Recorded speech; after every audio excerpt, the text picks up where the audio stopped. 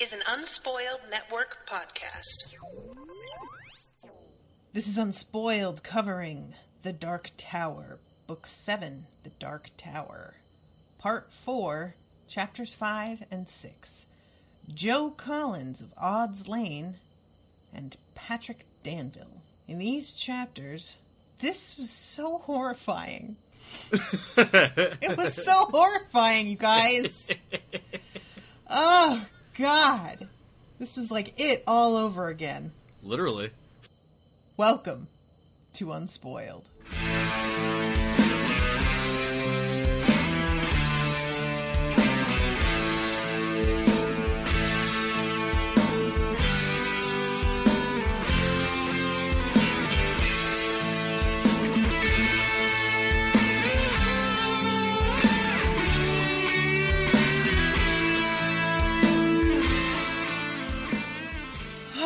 Right.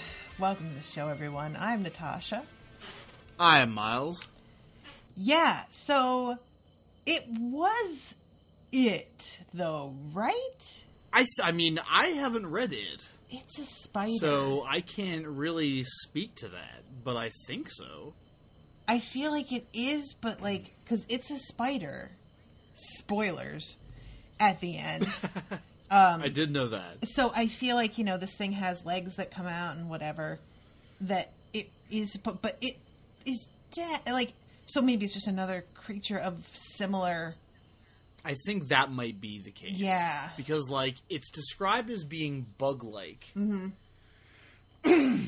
But, I feel like if it were a spider, they would be... Like, there would be connections being drawn between it and Mordred more than there are, right. And, like, it would just generally be remarked upon that it was a spider.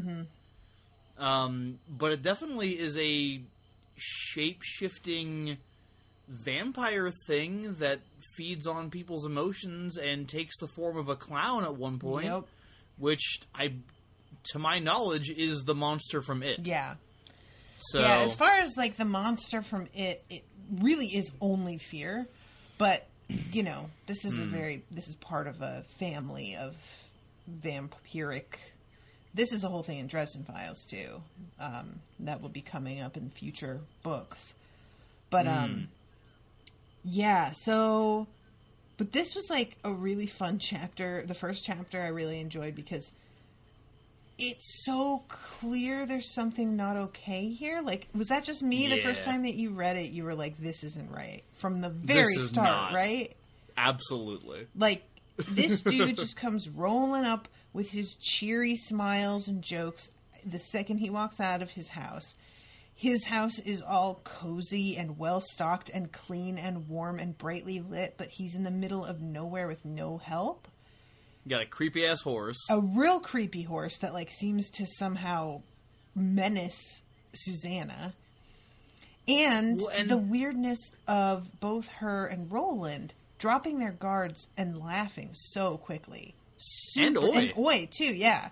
All of them, like, that was the thing that really got me worried, was how immediately they were all like, oh, this guy's fine. That I was just like, what the fuck, guys? Like, and I appreciate it a lot that this is the one time that we've really seen Roland be fucking dumb about something and not see what's happening in front of his face. And I love his reaction after it all goes down. Yep. He's just like, oh my god, I fucked up so badly, Yep. I'm so sorry. What does he say? I was as a child. Yeah, I was taken in as a child. Yep. And Susanna's just like, well, honey, I mean, I don't want to be mean to you, but your sense of humor's pretty lame. And he's just like, I know. Just like, I know. I love that so much. And it's anyway, and it's another instance too of like, I want it to be true so bad that I'm willing to go along with it, even though I can tell something's wrong. Yeah. They come across a kindly stranger with a well-stocked kitchen and a fire roaring in the hearth when there's a huge storm about to hit. Of course I want this to be true. And, like, King tips his hand too early on this one again, but at least he waits a little while.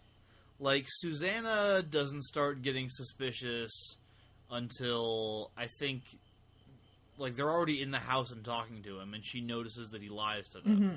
And even then, she's not really suspicious. So it's a very gradual build-up thing there. We do get the obligatory... what is it this time? Let me see. Oh, the one where he's like later when they had calmed down about what happened on Odd Street or whatever.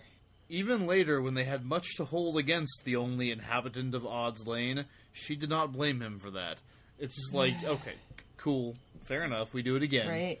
But, like, at least he waits a little bit, and you have some time to be like, why is Roland laughing this much? There's also, like, he's not the only inhabitant, because there's Patrick. There's Patrick, yeah. So, which is weird, because that's well, I guess, is Patrick an inhabitant? I guess he kind of was. I think he is, yeah. He had been for a while, yeah. Some sloppy editing there, King's editor, who, we're just, like, calling you out every episode, I'm sorry. I feel like this, like, the Unspoiled Dark Tower series inevitably has to end with, like, a cage match between, like, us and Stephen King and his editor. Oh, God. How would that even work? Like, would it be a physical altercation? I feel like we'd have to, like, chuck books at each other or something. Maybe what we do is we get in the cage, right? So that, like, nobody can leave. But then you and King write, and me and the editor edit, and we see who does a better job faster. Oh, Jesus. I hate this. Forget I said anything. Did we introduce ourselves? We did. Okay, right? Okay. Yeah. I'm usually so bad about that I can never remember anymore. I'm not sure we pointed out the fact that I've read this book while you have not. You're coming to this for the first time. Right. But you have an advantage in this one because you've read it. So you kind of, That's true. At least got some recognition out of this thing. And even though he tips his hand, it was like, compared to how he's been, it was so much less. Like, yeah. My expectations are clearly not high at this point, I guess, is what I'm saying. Well, and he does a good job, I think, of, like, at least drawing out why something bad's gonna happen. Right. Because it's a very well done, like, everything seems good here. What could go wrong? We know something's going to, but we don't know what it is or why. Mm-hmm. So, I don't know. It's very well done. I really enjoy these two chapters. The first one probably more, but the second one's fine too. And I do like the little bits, because, again, so you not having read it, and again, I'm going to spoil part of it, guys, and you're just going to have to deal with it. Yeah, you are. There is a part in you know how it's divided into two parts, the section of them as children and the section of them coming back 38 years later or whatever as adults to deal with the same creature, right? Do you know about this? I don't know if you've seen the movie. I believe I did, yeah. Okay. I haven't seen either of the movies. I have very little familiarity with the story, but I have managed to pick a deal of it up through cultural osmosis. I was impressed with the new movie. I thought they did a really good job, like, capturing the overall feel of everything and getting the characters each right without it feeling super kind of goofy, which I think you could stray into really easily because they are so distinct and kind of like archetypes. And the clown is so scary. So I thought the new movie, if you haven't read the book, the movie is a pretty decent stand-in because the book has a lot in it that's not really necessary. And I still enjoyed the unnecessary stuff, unlike in a lot of Dark Tower. But it really, you don't need it. And have you seen the old Tim Curry one? I tried. I couldn't bad? Do it. Yeah, Jamie was awesome and sent it to me because we were going to be doing the book club coverage, and she wanted me to watch it before I did it. And Owen and I watched, because it's like a friggin' mini series, so it's like 9 hours, and we watched an hour, and it's so corny. The parts with the clown, he is scary. But everything in between that, the acting isn't really very good. And there's parts of it that it feels like they, like, changed for weird reasons. And I feel like the new movie, they really just... Whoever edited down the script knew the book really well and knew exactly what needed to stay, and they capitalized on it really well. And I was just surprised because I went into it really not knowing. It's a tough thing for a story that size to get boiled down into a movie. I really kind of thought there was no way to do it without making another miniseries. But anyway, sidetracked. There is a part in the second half when they come back as adults where the only female character, seeing a trend here, everybody, but she wants to visit her childhood home, and she gets there, and there's an old lady living there, because, you know, her family's long gone. And the old, you know, she's like, oh, I used to live here. And the old lady's like, oh my God, come inside. I'll make you tea. We can, you know, chat about things. And this old lady is bustling around making tea and is like, look around if you want. You know, I haven't really changed very much. And she's wandering around looking at things. And there is like this huge trunk that's got like letters engraved on it. Mm-hmm. And things start to get really weird and twist up. Like her thing, what's the word? Perspective starts to get fucked. And all of a sudden she realizes that this is not an old woman. This is the fucking clown. And none of this furniture is here. And the place is abandoned and rotting. And she almost doesn't get out of there because the like fire escape that she jumps out onto is like rotting away. And it's a really freaky scene because you know that what they're all coming back to face, and you're aware that this thing is out there. But this is a way more like bald-faced attack. And it's the first time that there's been a level of sheer illusion of that magnitude. Right. Which again happens here. Yeah. So it really reminded me of that scene of being able to create this whole false, like, universe for these people to inhabit to the extent that they smell things that they're eating. And they still don't know what they were eating. Like, they don't go out of their way to find out. Nope. I would do the same thing. You know? So, yeah, it just really reminded me of that, which is another reason that I'm like, is this part of the same creature or, like, the same race or whatever? And I know that it's, like, kind of a trite thing to do to be like, oh, you thought it was beautiful, but it's ugly. But it's so effective. And I don't know if it's just because, like, aesthetics are super important to me. Comfort is very important to me. But that would fuck me up. If I think I'm reclining on this, like, cozy couch and having a mug of hot chocolate, and then all of a sudden it's, like, this moth-eaten, disgusting, like, and who the fuck knows what's in that mug? Yeah. Oh, my God. That would fuck me up. I wouldn't be able to relax for months after that. Well, and sorry, I didn't No, go ahead. The portrayal of Joe Collins when they first meet him as this, like, kindly old man who, you know, he's like, he seems funny, he seems, you know, ha ha ha, come inside. Right. Non-threatening, like, eccentric maybe, but generally, you know, just, like, maybe lonely or kind-hearted or whatever. Mm-hmm.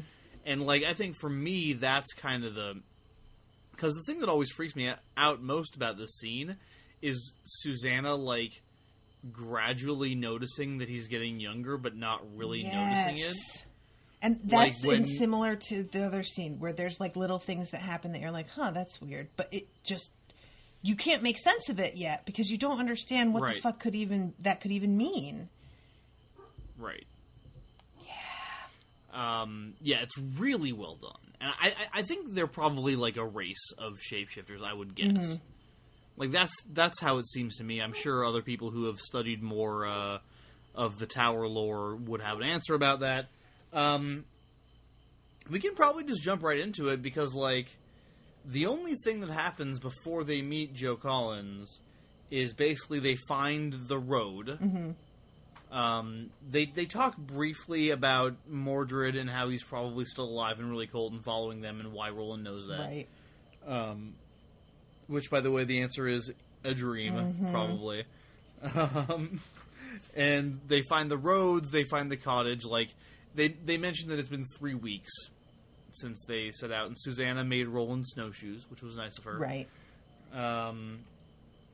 But then they meet up with this dude, and, like, they are just all immediately cool. Like, smitten.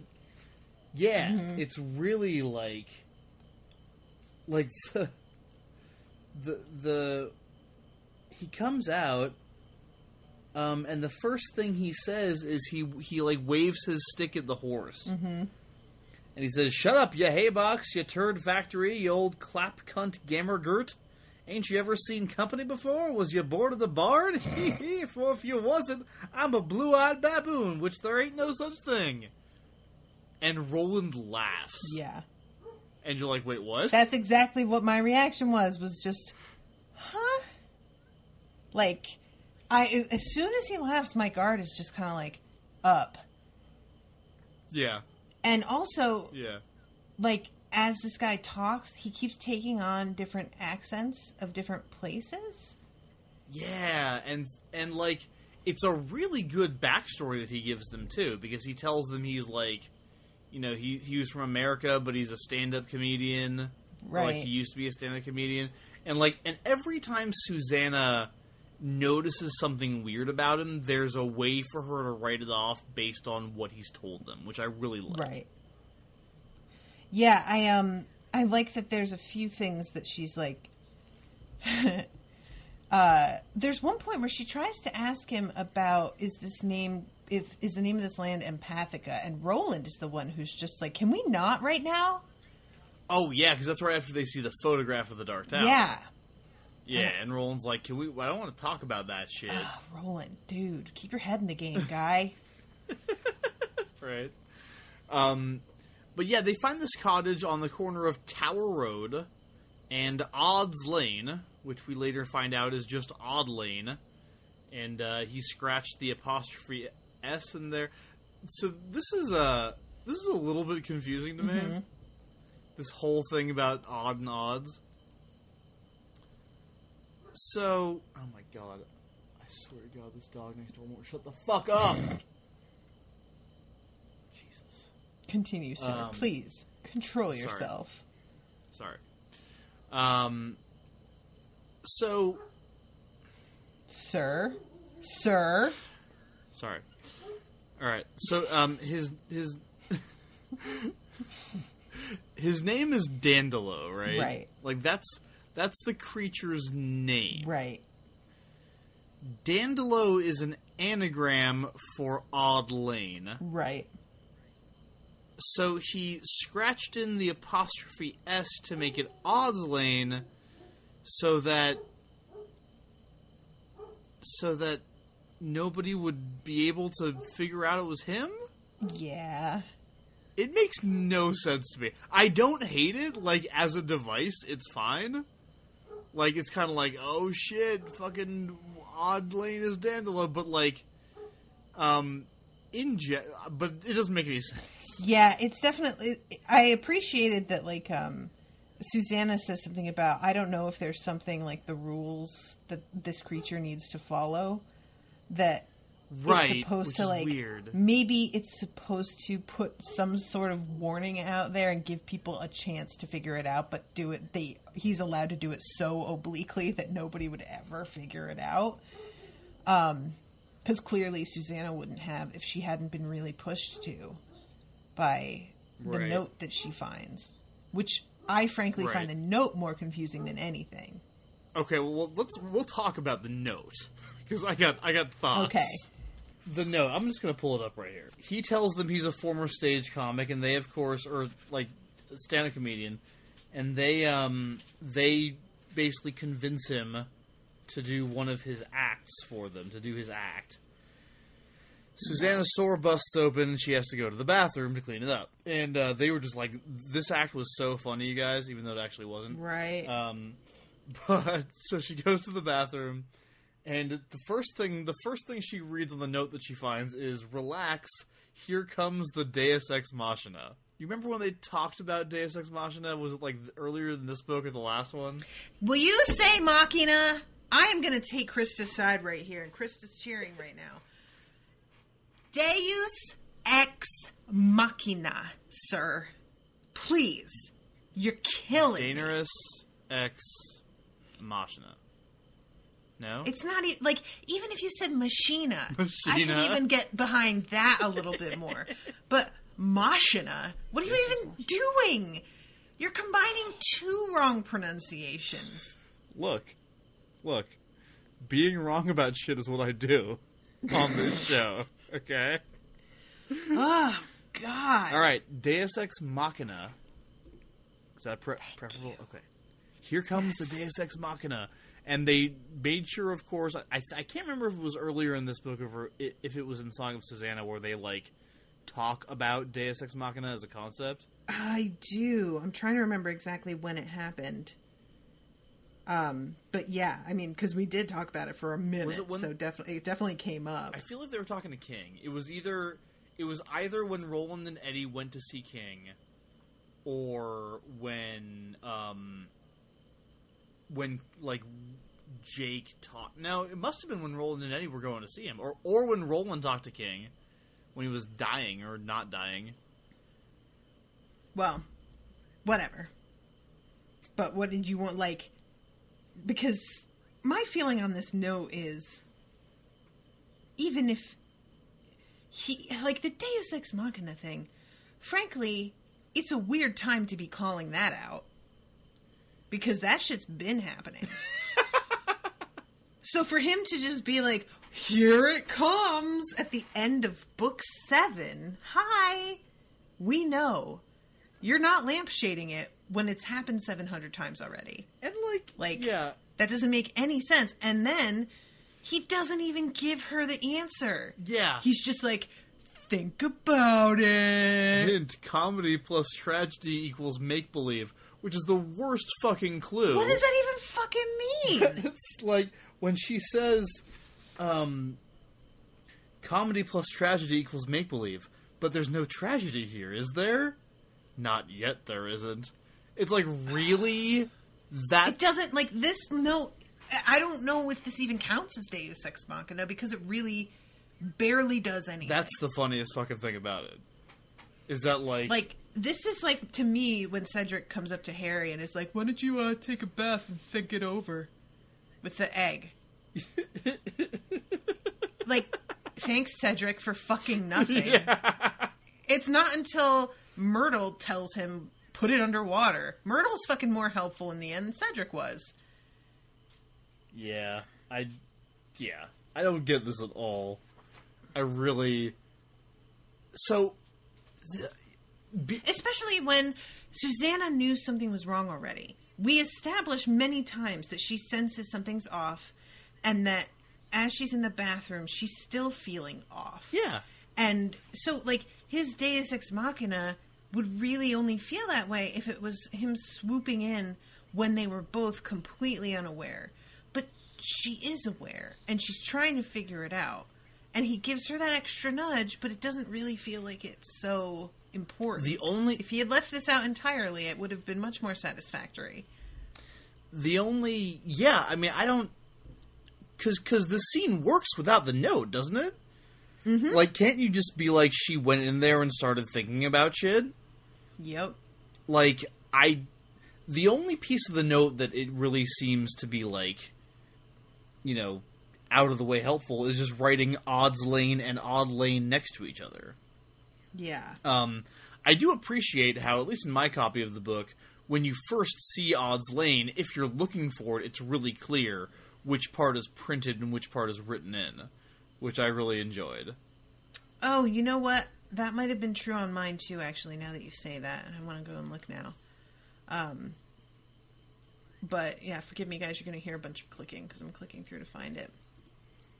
But, yeah, they do the, like, handwriting stuff on these. Oh, no. They don't do it on that part. That's just printed. The part where it's his note, that is done like handwriting. Oh, okay. But the actual signage, that's just printed. Okay, well, fair enough. Okay.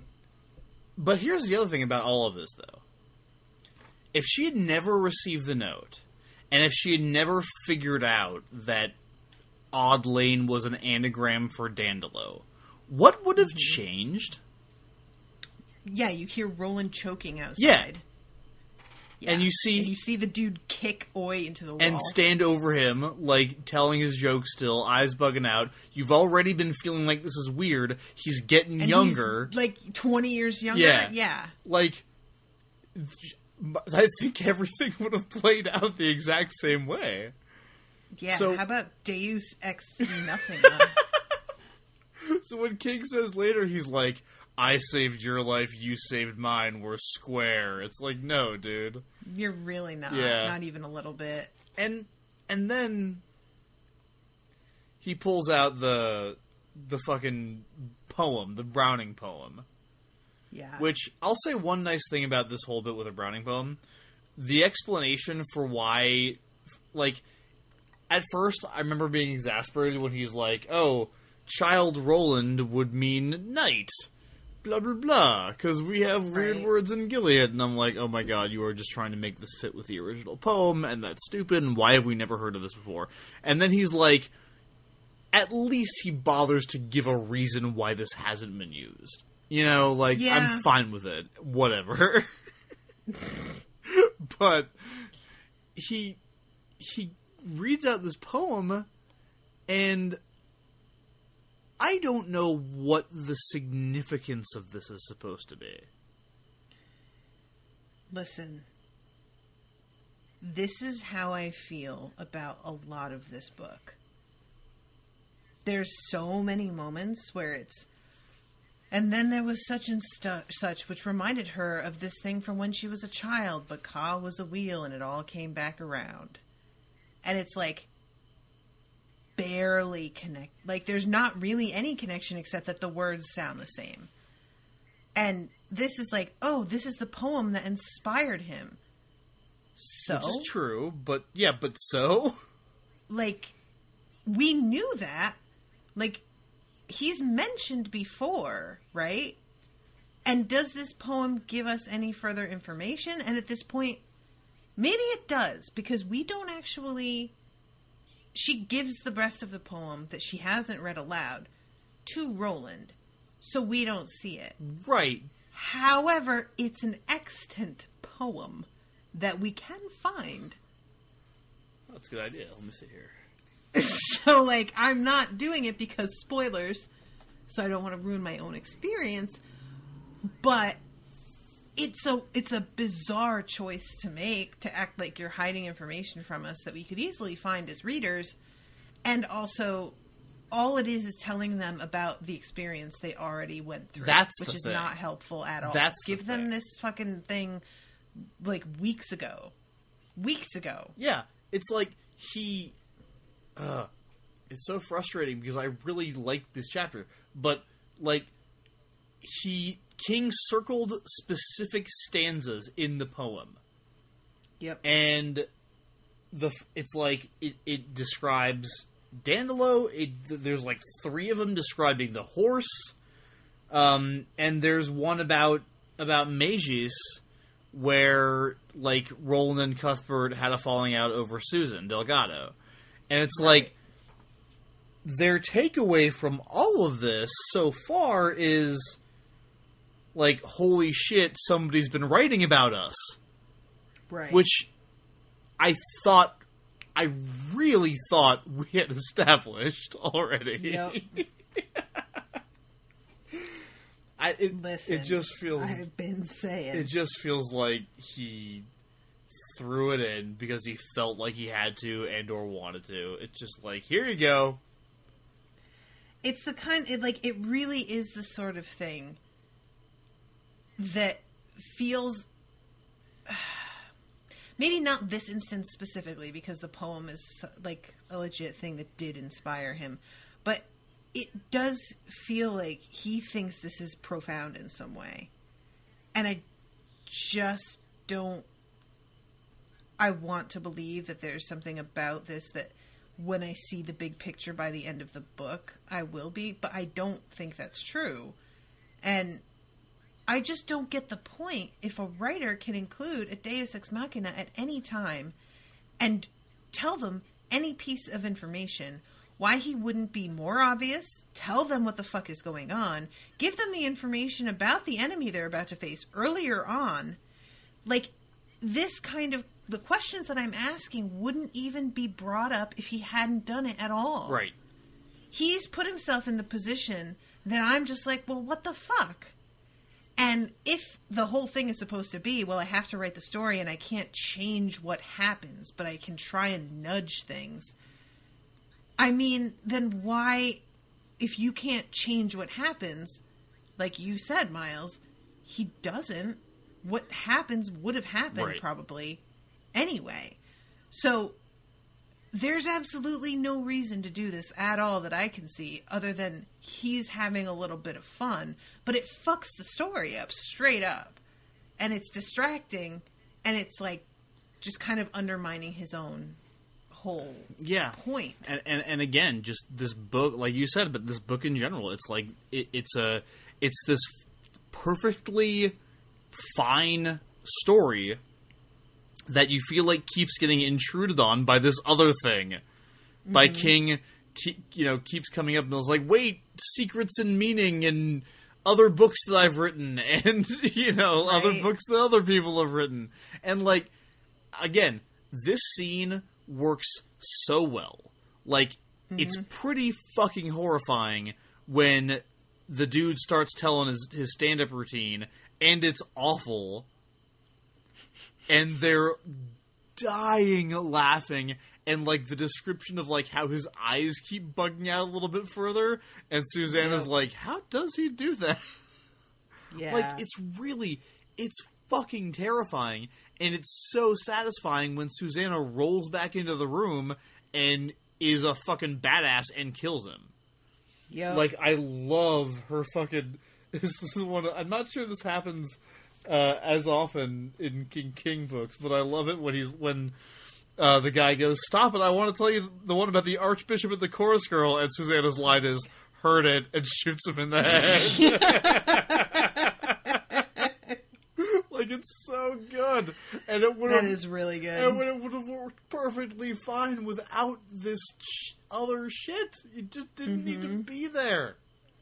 It's frankly, you know what it is, I think, is that it's insulting that he's insinuating Susanna couldn't have figured this out. And especially, like, in light of the fact that he makes it so that she doesn't even quite figure it out. Like, it's not in time. So there's a combo of, like, insults happening here.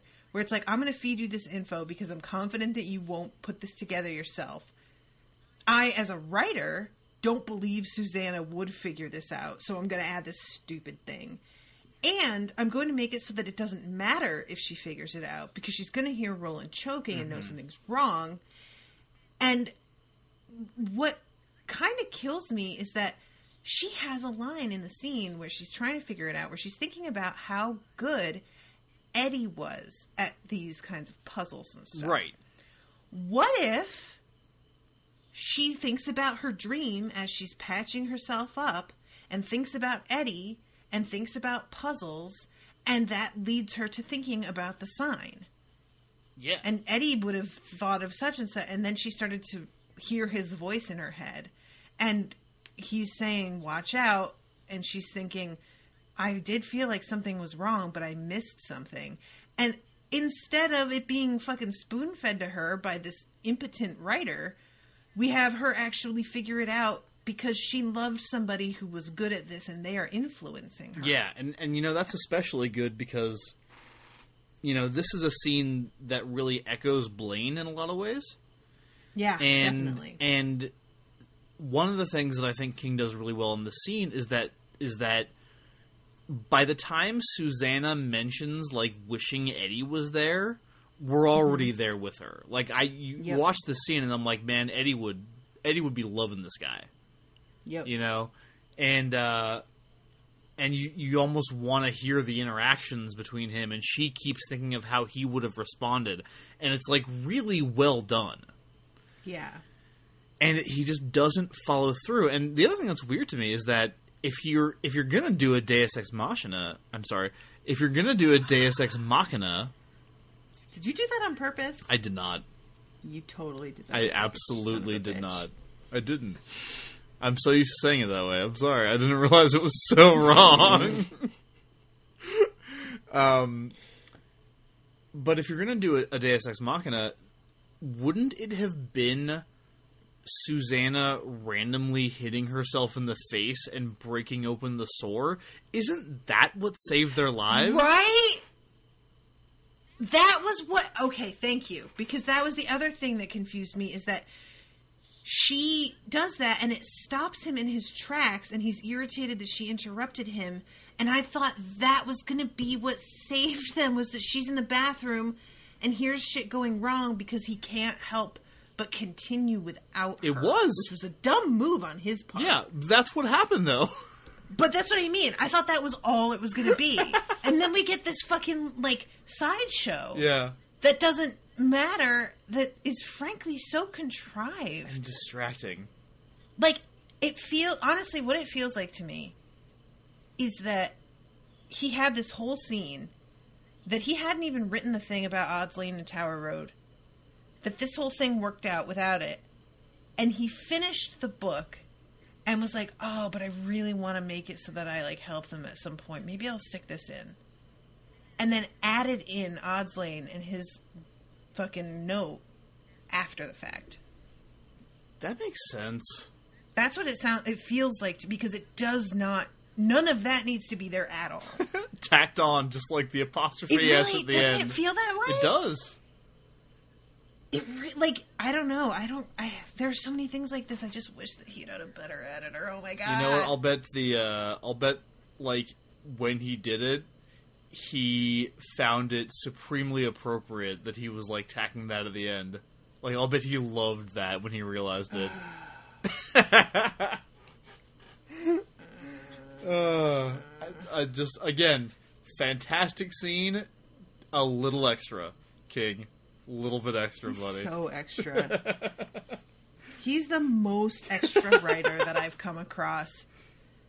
And, like, that's saying something, because I've read some bad shit. But, like, extra doesn't always mean bad. Because I'm extra as fuck. Anybody who knows me will tell you that. So it's not always a bad thing.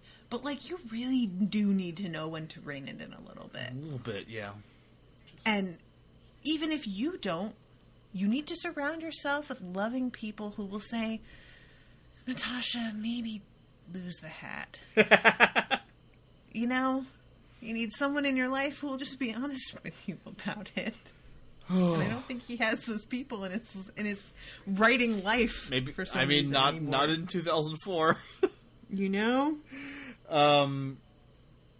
So Roland does the thing where he gets on his knees and asks for her pardon, which is adorable. Which is appropriate. Yeah, definitely appropriate. And then they find there's also the whole time that Susanna and Roland were sitting there with Joe Collins, because I feel a little bad that we didn't cover that in a little bit more detail, but basically they ate a bunch of food. He told them a bullshit story about his life. He had a photograph of the Dark Tower, and they both kind of went crazy over it. He lied to them about the place not being called Empathica, which he figures out what that means later. Joe feeds them something that they don't want to know what it is, and then he starts telling them the jokes, right? But the whole time she keeps hearing this weird, moaning or whistling sound. And it turns out to be a prisoner, as they describe kind of the milk cow version of what they were supposed to be. Which was, this is Patrick Danville. And Dandelo had captured him and kept him around and fed him and made sure that he was always there to get emotions off of. Right. And there's a really sweet Detto Walker moment here. I know. Which I really am into. Yeah, I like that a lot. And I like that, like, she goes away really quickly. yeah, and what does it say? Susanna's like, she's probably just so exhausted from being all night. Yeah. Oh, it's the best. And even Detta's style of being sweet is weird. She says, "No, honey, I ain't gonna hurt you. If I meant to do that, I'd just put two in your head like I did that mafia upstairs." I love it. It's like, thank you for that, Detta. You're doing your best, and we appreciate it. Yeah. Yeah. This was, like, so horrifying, too, because as soon as she says, oh, there was the wind, and it almost sounded like a human cry, I was like, that is a fucking human cry, Susanna, what are you doing? But you still have no idea what's happening, so I didn't know what that could be. Right.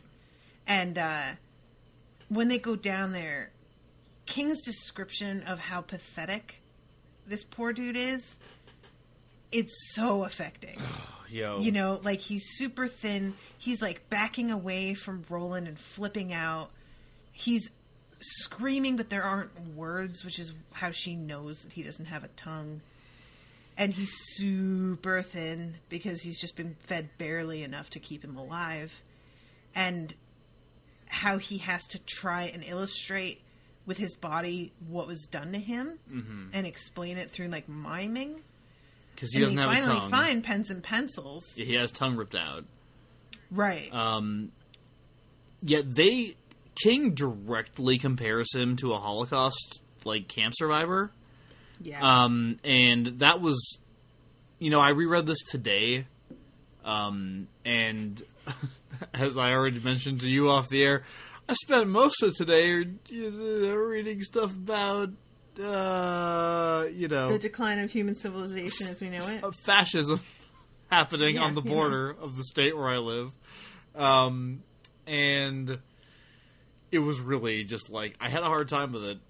Like, when we got to that moment, I was like, because the description, where is it? I gotta find that now, because I've mentioned it. Because, like, oh god, okay, here we go. He was so scrawny that he reminded Susanna of terrible concentration camp photos she had seen. Images of those who had survived Auschwitz and Bergen-Belsen and Buchenwald, living, if barely, indictments of mankind as a whole, with their pillbox hats still on their heads and their terrible bright eyes so full of awareness. We wish we did not know what we have become, those eyes said, but unfortunately, we do. Yeah. Fuck right off. I was reading fucking tweets today, or, like, Facebook posts, like, people posting shit, like, hey, look at some of the reactions, people posting pictures of, like, children in cages and asking, hey, is this what America should look like? And, like, the responses being like, yeah, the only problem with this is that the kid's alive. Yep. And I'm like, I just... Ugh. My favorite one was, well, keep them alive and then just harvest their organs for actual Americans. Oh my god. Yeah. People are awesome. So anyway, this is terrible. But Patrick is kind of delightful once they get him out of the basement. He is. He's a very good artist, and he tells them his story via drawings. They find a bunch of sketch pads and a bunch of pencils with the erasers cut off, strangely. Yeah, what's that? Is that something that I'm missing? I am sure I don't know. Like... You're not missing it, no. I was sitting there trying to figure it out, because they're in a little mason jar. Yeah. Next to the pencils. And she says, like, she's thinking later about how he, becomes a painter. And that at this point in time, he might not even know erasers exist. Well, she doesn't think about that, because it mentions, like, that wouldn't have occurred to either of them. Oh, right. Yeah, you're right. Because she just thinks that he's such a good artist that he never makes a mistake. Right. Which is why he never erases. but the implication is that he doesn't actually know what erasers are, which most assuredly I know nothing about. But yeah, they learn his story. He got caught. I mean, basically his story is he got caught and he's been here for a while. Mm-hmm. And then later they meet up with. They wait out the blizzard for a few days here. They kill the horse when it comes back. Yeah. Weird thing. That was super easy. Was that weird to you? Because that was kind of weird to me. It was weird to me that it was built up the way it was, because, like, they're in the bathroom and they are reading the stanzas from the poem that refer to the horse. Right. Lippy is her name. And Roland talks about killing the horse. And Susanna's like, no, we can't do that. She left when we killed Dandelo. And Roland's like, how do you know that? And Susanna's like, I don't know, I just know. Which, you know, okay. And, But then Lippy wanders back during the storm, and they just shoot her, and they're done. Yeah. So it's weirdly built up to be something that it's not, kind of. How weird. It's not like that happens constantly. After the storm's over, they run into Stuttering Bill, who's the robot who plows the roads of the snow. And who is charming and adorable, also. You know, BT Dog? Yeah, really. Like, these robots, man. Andy was just, you know, he was a bad apple. He was. You know, he was just like, these other guys are super pleasant. Nigel is really sweet, and Bill. I love that he's like, he has a broken circuit that makes him stutter, but Dandelo ordered him not to repair it, and then they don't have the codes to access his commands, but he's like, if you give me suggestions, I'll probably be cool with them. And yeah. Roland's like, my first suggestion is you fix that fucking stutter. And that's when fucking what's-his-face starts cracking up and, like, laughing for the first time. Patrick, just because yeah. he's laughing, which is a really sweet moment. And he and Bill have a weird kind of relationship. Like, Bill is, like, super happy to see Patrick free. Mm-hmm. And Patrick seems to have no issue with the dude. Yeah, that was another thing that I really liked, was that he knew what was going on and it bothered him. Yeah. He actively avoided coming here, because that was very unexpected to me. I didn't think that this robot would be aware of what was going on, much less have feelings about it, you know? Yeah. Yeah, absolutely. And it's just a nice little aside. Like, it's a nice... They talk for a while when they see the Polaroid picture of the Dark Tower. They have a conversation with Dandelo about how long it's going to take to get there. And it definitely seems like riding with Bill here is going to cut down their journey a little bit. And Patrick is coming with them, and he's this, like, 17-year-old kid. And he's part of the gang. Yeah. It's not a good crowd to get involved in, guy. Maybe you should rethink this. Yeah, and then we wrap up briefly with Mordred being a hungry, and now approximately looking like he's about 20.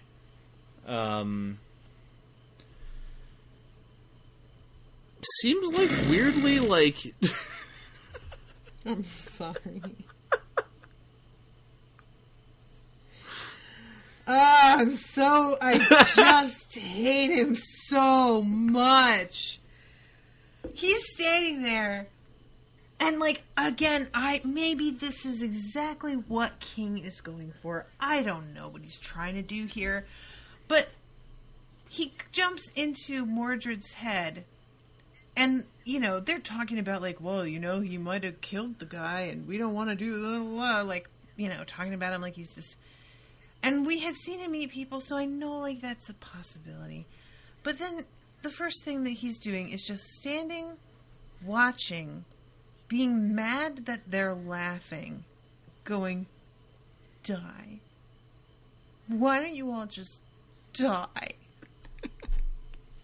Like, it's like he got dragged to the zoo with his parents and his little sisters and brothers, and they're all having a good time at the zoo, and he's the emo teen who refuses to stand with them and just keeps on taking ironical Snapchats and just can't get into anything because he's just...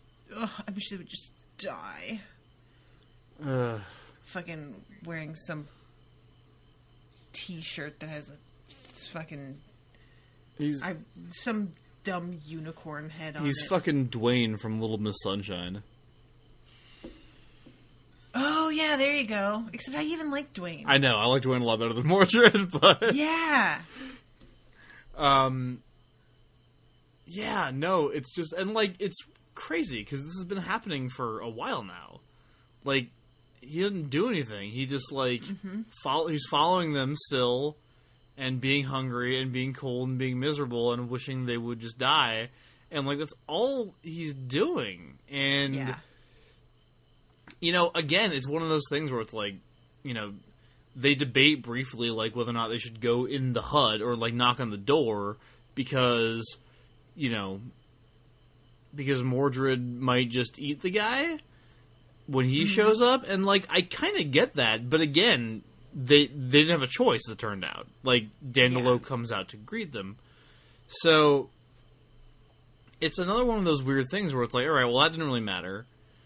And Mordred is just fucking pathetic. And, like, the other running thing that I found interesting throughout these two chapters is that they're starting to realize he's pathetic. Yeah. Like... and Susanna and Roland keep having these conversations where Susanna's like, you gonna kill him? And Roland's like, yeah, fuck yeah. I don't pity him. And Susanna's like, yeah, whatever, dude. Right. You know, like, they're weirdly the kid's parents, and there's another... Incidentally, I already closed the chapter, but there's another weird moment between them toward the beginning. Did you notice this? Oh, where... she makes him snowshoes, and he's like, you did a good job. And she's like, oh, my, just, it was nothing. That part? Yeah, is that what you meant? That's what I meant. What was, you did fine, he said, and the sincerity she heard in his simple compliment made her tingle all over. Ooh. This was not necessarily the way she wanted Roland, or any other man for that matter, to make her feel, but she seemed stuck with it. She wondered if that was nature or nurture, and wasn't sure she wanted to know. What does that mean? I think that it's supposed to mean, like, oh, if it's just nature, that means that I have no control over it, and I don't like that. But if it's nurture, it could mean that I actually have feelings for this guy, and I really don't like that either. I don't like it in any case. Same. I don't know what he's trying to do here, but it feels almost like he's like, you know what? Maybe Mordred just needs a nuclear family. Maybe we just should get these crazy kids together so we can have a solid familial unit.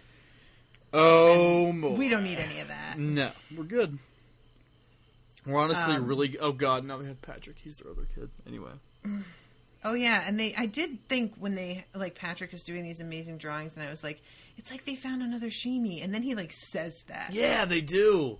Yeah. They say this is the second idiot savant they've encountered, the third if you count Oi, which I don't. Because, I mean, he's like, Oi is super smart for an animal. Yeah. So, no, I don't think he's an idiot savant. Yeah, y'all don't need to be insulting my Oi like that, guys. Seriously. But yeah, I think overall, very good stuff. Mm-hmm. Like, in terms of, King remains ridiculously good at setting a tense horror scene. And the rising action of them being just complete slaves to their laughter, and to these terrible jokes that he's telling, and the best part about it is that, like, Roland is, I think probably the moment where you really realize something is super wrong is when Roland is laughing about Florida jokes. Oh, yeah. And Susanna's even like, you don't know what Florida is. He's like, yeah, but his tone. It's so funny. Yeah, so, just really good stuff narratively, and it just, like, keeps, it's like, I don't know, you're in a really good, like, nice, warm room, and somebody keeps opening the door and letting cold air in. Yeah. It's like, oh shit, no, close the fucking door, let me get back to this. Oh my god, I also forgot. Mordred ate, and one of the things he would come to deeply regret later. Oh, I forgot about that too, because I didn't care. Yep. And that's definitely the kind of thing that I would have cared about at one point. Well, we are leaving our heroes here, plus their new good buddy Patrick, who doesn't know what erasers are, and they are. Yeah, I'm just so curious about that. Like, did Mordred eat the erasers? Is that what it is? I don't know. He should not have eaten. There's arsenic in those. Like, all I can think is maybe he ate the creature that was left, the body. Mm-hmm. And I could see that really fucking you up, because that's clearly not just a regular flesh and blood creature, and he takes on characteristics of people he eats for a little while. You don't want to be eating that. So if he does that, does that mean that he suddenly becomes dependent on people's emotions? Because that's inconvenient. But yeah, just... Oh, also, I like the fact that the story that Dandelo is telling them about how he wound up here is like, oh yeah, well, I was doing a job near the ghetto. Yeah. And a couple of, like, big NBA player looking black dudes threw a Molotov cocktail through the front and then jumped me as I ran out the back and beat me up until I was on... Like, this crazy fucking story. Right. That Susanna's just sitting there like, yeah, this didn't happen. Like, straight up, it's not even that she's like, well, maybe she's just like, no. She is so much more on top of her shit in this scene than Roland is. It's unbelievable. Roland is thoroughly taken in. Yeah, just completely. And Susanna keeps seeing inconsistencies, and, like, I feel like there's some magic going on here, obviously, to make her kind of, like, gloss over them, but she keeps seeing them. And eventually it's enough. Which, again, is why we didn't need any note from Stephen King. But I do really enjoy... And, like, Oi helps get the guy, which I like, too. Like, he trips him. But really, this is, like, Susanna saving everybody's ass. Yep. And I don't care what Stephen King thinks he helped with. Yeah, thanks for nothing, guy. Again. Now we're square. Yeah, not so much. What we are is a few days' travel, it seems like, away from the Dark Tower. Yeah, because they're hitching a ride with our friendly robot, and then they're gonna fucking take a golf cart. Oh my god, please let them take a golf cart all the way to the Dark Tower. That's all I want. Well, we're entering into the fifth and final part of this book, The Scarlet Field of Can-Kan-O-Re. Can they have fanny packs? Pretty please. Is there like a gift shop near the fucking tower? They're gonna get visors and fanny packs, and they're gonna have those like weird big plastic cups with the straws that stick out of them. You would think. Like, I went to the tower and all I got was this 42 ounce cup. We get to the end and Roland reveals that the only reason he wanted to come to the tower was for the novelty items. Everybody was always talking about these 42 ounce cups, and I was like, nah. And they were like, yeah. This is the only place where they sell these fridge magnets, guys. Oh, God, I definitely am gonna design that for the merch store. Yeah. I I made it to the tower and all I got was this lousy t-shirt. But I'll phrase it better than that. I gotta think it over. Anyway, I'm sorry, I interrupted you. No, Please you're continue. fine. I was actually going to ask you, as we move into this final part, if you have any predictions going forward, because it's been a while since I asked you that question.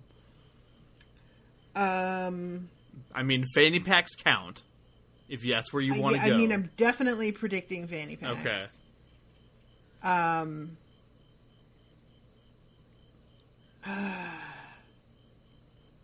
I don't know what to think here because there's an interesting thing with Dandelo, like telling them things, and some of it Susanna's like, yeah, that happened. Like they talk about the Red King passing by, Yeah. and he hides and is like, I felt like I was food, and she feels like it didn't happen exactly the way he's saying, but part of it's true. And he also, like, has been to the tower, he claims, but I don't know if that's part of the illusion. That isn't, right? Because they see it afterwards. The photograph stays there when the house reverts to its crappy state. So the photograph was real, but whether he was the one who took it... Right, who knows? Is completely, like, yeah. Because it seems like he just hangs out in the house, really, right? Like, yeah. So, because he says something about how, he got there, but it's haunted, and that he wouldn't, like, go any further than the edge. So, I had been, like, thinking some things based on that, but I don't know if any of that is true or not. right. And then there's a thing where Susanna's thinking to herself that she might not go to the tower, but that didn't mean that she had to die. Which is like King just being like, so, I might, like, give her something else to do, guys. Just don't be mad. Yeah, okay, where is that? I want to find that, actually. Because there's a bit in these chapters where I think it's when they're looking at the photograph. And, I think she's in the bathroom thinking about it. Right? I'm looking... I mean, yeah, no, she's definitely in the bathroom thinking about it, but at one point, and I think it's when they're looking at the photograph, she thinks to herself that she still wants to see it. Right. And then, she's in the bathroom, I'm looking...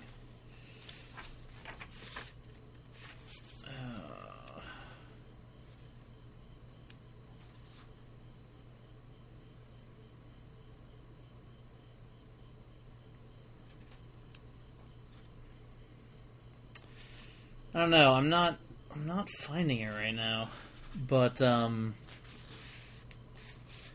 not finding it right now. But okay. She definitely thinks, yeah, like she reiterates to herself her belief that Roland's going to end up there by himself, right? But then thinks that doesn't necessarily mean she has to die, right? So, yeah, I mean, whatever you think about that is what you think about it, I guess, because I certainly don't know. It definitely feels like Roland. Steven is like, hey, guys, I don't want to kill another one. Maybe I'll just find something else for her to do. Because I really feel like King intended for Roland to go on alone. And that maybe there's just... Like, I almost think if he had been gonna kill them all, that he would have wished he had started earlier. Yeah. Because killing everybody in the last book just seems nuts and really kind of gratuitous. So he's, like, started to realize, all right, well, I want him to finish by himself, but I can't just kill Susanna and have that be it, because that just feels so shitty and a little predictable and trite.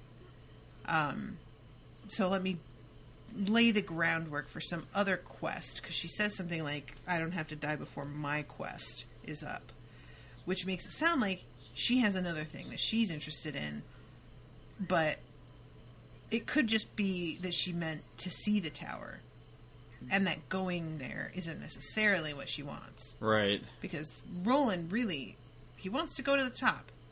Yeah, that's his thing. And honestly, this book is so weird in terms of like what it decides to be literal about and what it decides to be metaphorical about that I have no idea if this is going to be he's climbing the stairs and there's French doors with a madman on the other side and they get in a fist fight in the tower. You know, like, is that what it is? It could be. I wouldn't even really be that mad about it because it's just so fucking weird. Like, I don't have any precedence in my head for the center of the universe in fiction. So if the center of the universe is an actual tower with an actual bunch of balconies with little locking doors to keep madmen outside, and that's what it is, then you know what? Okay, I guess. It's silly, but like, really, there's very little that you could pick for the physical center of the universe that you can go to that isn't going to feel kind of silly, right? You know what I mean? Yeah, I do. I will say that Fist Fight in the Tower sounds like a really lame R.L. Stine novel. But beyond that, I think that, yeah, I mean, it's hard to convey something of that magnitude in a way that doesn't feel either like over the top or cheesy, right? Mm-hmm. So like, which is why I really love the idea of them arriving in golf carts. Because like, if you go to the center of the universe, you're thinking you're gonna have to ride some majestic winged beast, right? Or like, just something, right? Yeah, golf cart, unicorn. Just let that be real. I'm thinking Thestrals, but unicorn works. Thestrals is good. Yeah, I mean, you know, it's unicorn, just, you know, national animal of Scotland, you know, that kind of stuff. I think I'd pick Thestrals because they're associated with death, and the tower doesn't seem like a happy place necessarily. I mean, yeah, it doesn't seem like, what I mean? It doesn't seem like a happy or a sad place, really, does it? It's like it's a place that is, because it has to be. Right. But I think Thestral's probably more appropriate than unicorns, unless the tower has a rainbow paint job, like that has happened between now and when all these pictures were taken of it. Can you imagine if they show up and that's like a big white pearlescent tower? And they're just like, wait. And the fucking Red King is in pink now. Yeah. And he's waving. Hi!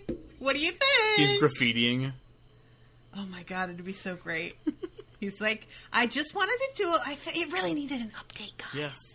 You know, I mean, it was cool, and if you like that whole look, but I had the paint, I figured, why not? And I just really thinking, do you like it? Yeah. And that's what they fight over, is the paint job. They just needed to be kind of rethought and revamped, you know? Yeah. Like the Constitution. Oh shit, here we are. Sorry. Anyway. Alright, well, I really hope that your predictions turn out to be correct. I just gotta say, I want golf carts, fanny packs, and pearlescent paint jobs. Yeah. Like, I really... And I can't... You know, I can't obviously confirm to you whether or not we get those things or not. You're gonna have to weigh that one out. But we have, by my count, 5 more recordings left in this book, because we're gonna do one chapter at a time from here on out. Oh, snap. So, here we go. Have you gotten to Win Through the Keyhole any further? I have, actually. And it's growing on me, to be honest. I'm enjoying it more now than I was at the beginning. There's a character in Win Through the Keyhole who's featured fairly prominently that we have heard about but never spent any time with. Okay. And so I'm really enjoying that character in the story. Yeah, I'm more into it by a long shot than I was when I first started. I'm enjoying it. Cool. So do you think, based on what you've gotten from it now, that it's worth doing chapter by chapter like the other ones, or would you want to do like one podcast on it overall? Pop quiz. Asking me right now, my inclination from what I've read would be one podcast covering it. Okay. And I say that in large part because it's not the most... I know this will be shocking to you. It's not the most well-organized book in the world, like, chapter-wise. So, I don't know. My inclination is to knock it all out in one shot, but I think we can also probably... I don't know, maybe 2. Like, let me finish it. I'm gonna try and finish that in the very near future, and we'll figure out what to do about it. But I don't... So far, I'm enjoying it, but I don't think we need to devote too much time to it. Gotcha. So, okay. And if y'all out there are like, wait, no, you have to in-depth analysis, like, let me know. I'm interested to hearing your point of view. Hit me up in the spoiler chat with Miles on Facebook if you think that But he also isn't finished yet, so keep that in mind. Oh yeah, definitely don't tell me what happens, but just tell. And you know what? Just shut up until I finish. Never mind. Forget everything I just said. I think that's wise. All right.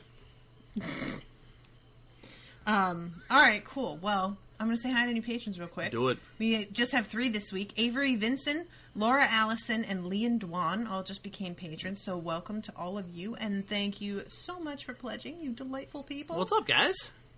I'm excited because Crowdcast has been working out lately. Nice. Fingers crossed. And now that you've said that. I know, right? But what we're going to do, I had already, mentioned the $20 tier and how we're doing the Unsobered twice a month with me and Rashawn. And we're going to do those live from here on out and see how that goes. It's been going pretty well, and the cocktail hour went well last time. So Unsober's a $20 live show, and also I will be, putting out just the audio if that's how you prefer to listen to it. But it's just me and Rashawn talking about different subjects. And the last episode we talked about was summertime, and there's some weird facts. Some real weird facts. Did you know, Miles, that in the summer, the Eiffel Tower grows 6 inches in height because the metal expands? I did not know that. 6 full inches. It's a penis higher. That's pretty impressive. Like, I would have expected maybe an inch difference. 6 inches? Yeah. Like, that's a lot. Yeah. And as Rashawn put it, so it just has a hard-on for the summer. And right. Like, yeah, it's I guess. flaccid the rest of the time. So that was and it's a different subject every time, and we drink, and just basically, it's like the only show that I have that isn't about a piece of media, and so it's really fun. And you know how me and Rashawn are. We just talk about anything for, like, way too long. Y'all do indeed. We do. So that's going to be the live thing. And then for $15 and up patrons, if you are a $1 patron even, you still get access to all of the Harry Potter podcasts that we're doing, which are patrons only, from the Goblet of Fire on, for the reread. But if you are $15 and up, you get to attend 2 of those a month live. We're going to do every other episode live on Crowdcast. I had thought about doing every episode. It's too much. Like, that would be too much. So, yeah. And the book club, I'm going to start doing live again. And I'm adding the childhood favorites, so that will be once every 2 weeks, live on Saturdays. The time of day will be different depending on what the co-host can manage to fit into their schedule, but I kind of want to have it be during the afternoon, because that seems to be a little bit easier for people in different time zones to get to. And the first book for the childhood favorites is going to be Charlotte's Web, which I have not read. Okay. And Rachel Rosing is going to be co-hosting that with me. And like I've said before, I think on the last show, I'm not planning on doing this podcast with the people who co-host all my other shows. So Rachel does a show called Beckett to the Future, a Quantum Leap podcast. Nice. And, Rachel and I have not recorded together before, but we're friends on Facebook, and we've been in the same groups for a long time, and she is hilarious. So I'm really looking forward to recording with her. And she's going to be doing 2 books with me, but the next one won't be until January. And then the next book after that for the July book club is going to be Eleanor and Park. And what's that? We shall see about that. I don't know. I haven't started it Okay, yet. fair enough.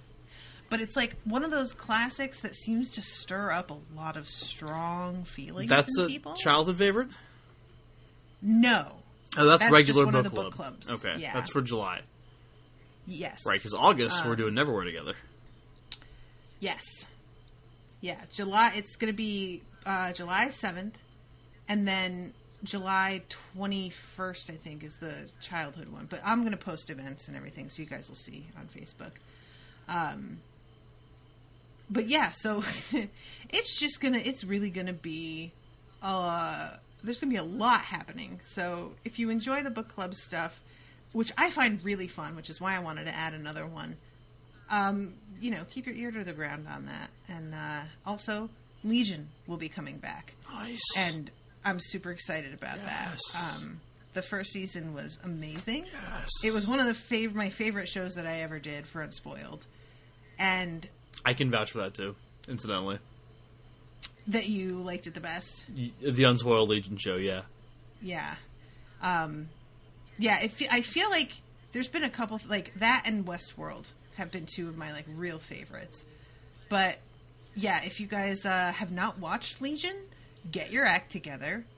Because if you like The Dark Tower and you haven't watched Legion, you are just harming no one but yourself. Because Legion is so weird that if this fucking weird mess appeals to you, and illusions and shape-shifting and weird powers that pop up out of nowhere and, like, bizarre alter ego type stuff appeals to you, watch Legion. Do yourself a favor. I'd say it's safe to say that he has the touch. Right? What? Main character of Legion. He's got some of the touch, right? Yeah, definitely. Yeah.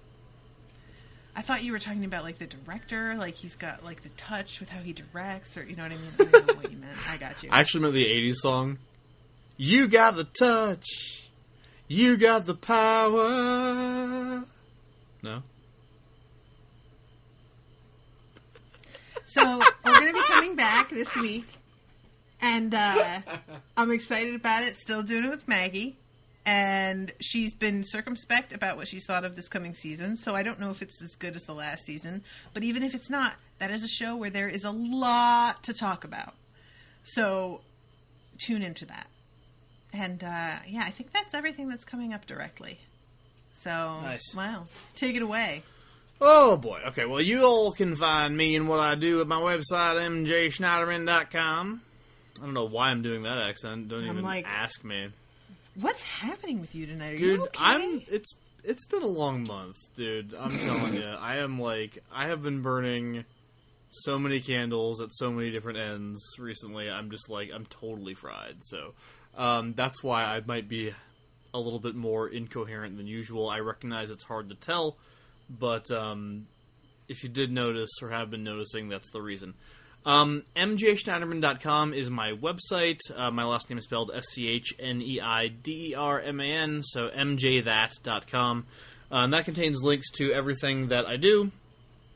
That includes the Smash Fiction Podcast, which is the show where we pit fictional characters against one another in battles of stuff and things. Wow. It's like a debate show, but with stupid shit, is basically what it is. So the most recent episode was an episode of Collaboratory, which is one of our side projects, where we basically bring random characters and story elements together and try and write a movie out of it. It's a lot of fun.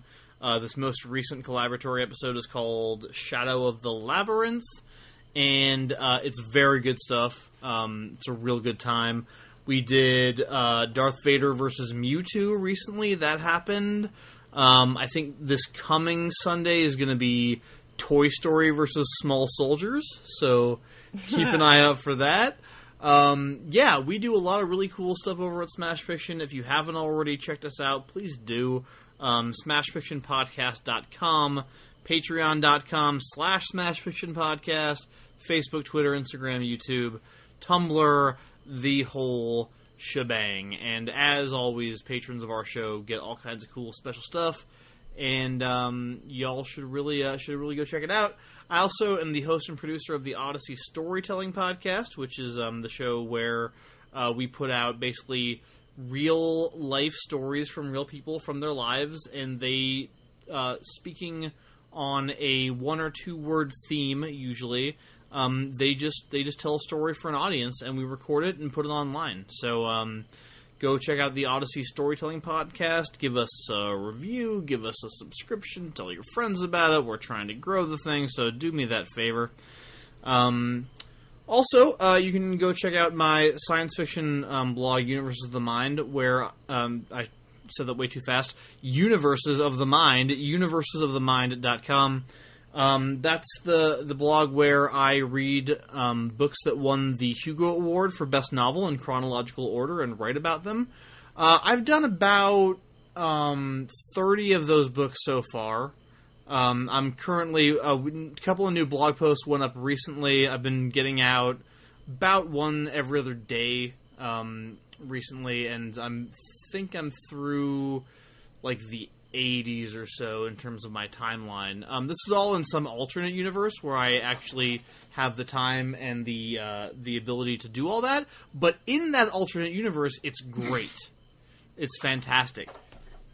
In the real world, I haven't been able to get anything done on that yet, but soon.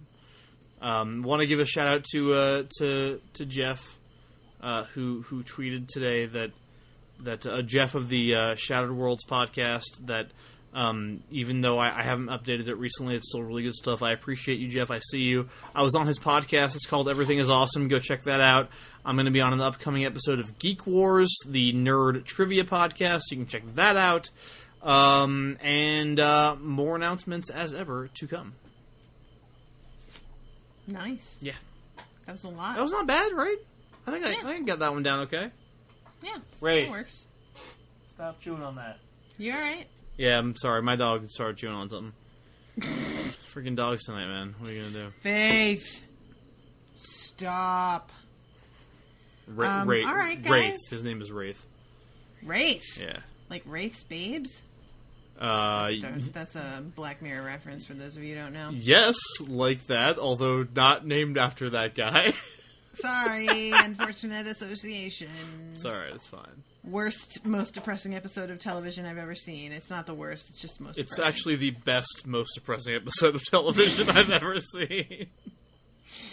Alright, guys. Well, thank you all so much for listening. Make sure to leave a review on the iTunes if you haven't yet, because we definitely need another one that says I like Maggie for no reason. And we will see you next week with a new chapter. Yep. Toodaloo, motherfuckers.